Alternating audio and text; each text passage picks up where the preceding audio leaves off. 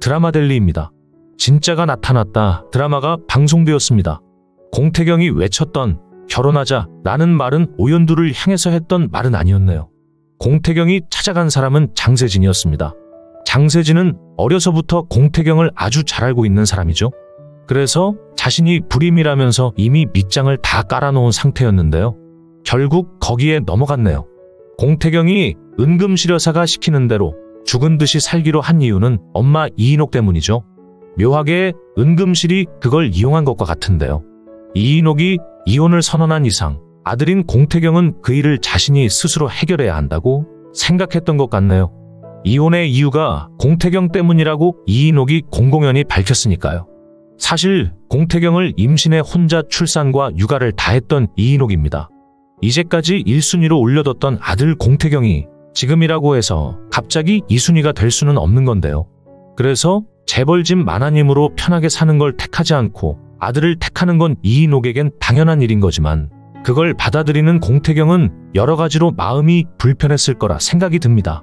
자신 때문에 외롭게 살아온 엄마 이인옥이 그 나이에 다시 혼자가 되는 건 있을 수 없는 일이라 생각을 한 것 같네요.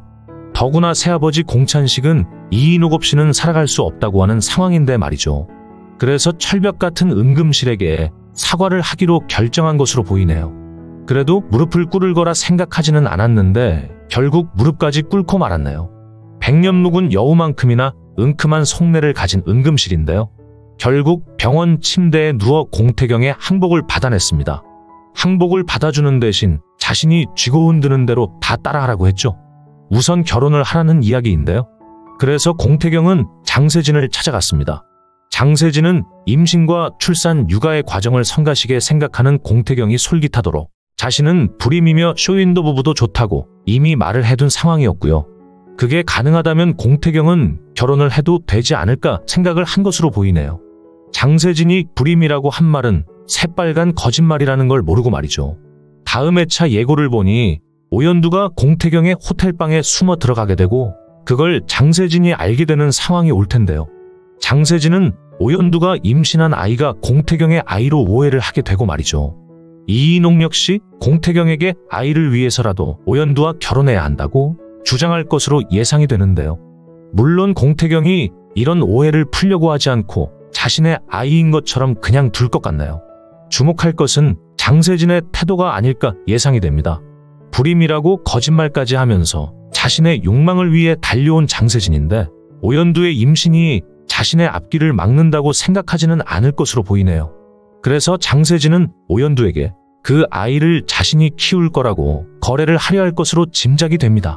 얼마나 힘들게 만들어서 잡게 된 황금빛 동아줄인가요? 그걸 아이 문제로 그냥 놔버릴 수는 없는 장세진입니다. 자신이 불임이라고 거짓말까지 하면서 공태경과의 결혼을 추진했으니 이번에도 역시 그 부분을 내세우면서 자신이 공태경 2세를 키우겠다고 나설 것 같나요? 오연두의 아이가 정말 공태경 아이라면 사실 그 방법 말고는 결혼을 성사시킬 묘안이 없을 테니까요.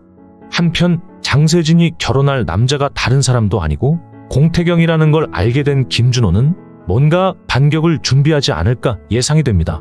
이제 겨우 드라마 사회가 진행된 상황이지만 은금실의 악역 연기까지 탄탄하게 호흡이 이어지면서 진짜가 나타났다 드라마가 벌써 시청자들의 많은 관심을 끄는 것으로 판단이 됩니다. 다음에는 어떤 이야기가 이어질지 벌써 기대가 됩니다.